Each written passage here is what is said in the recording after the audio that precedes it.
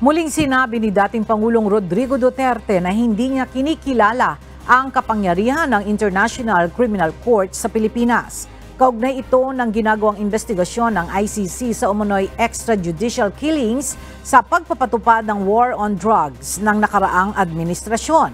Kabilang sina dating Pangulong Duterte at dating PNP Chief at ngayon Senador Ronald Bato de la Rosa sa mga iniimbitahan bilang resource person sa gaganaping House Quad Committee na tatalakay sa war on drugs sa ilalim ng Duterte administration.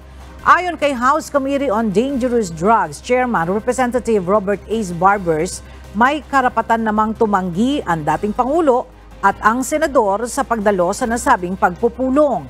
Dagdag pa nito na islamang anya nilang makakuha ng impormasyon para makabuo ng bagong batas na magpaparusa sa criminal organization sa bansa. Gayunman, nauna nang sinabi ni Senator De La Rosa na hindi siya dadalo sa naturang pulong.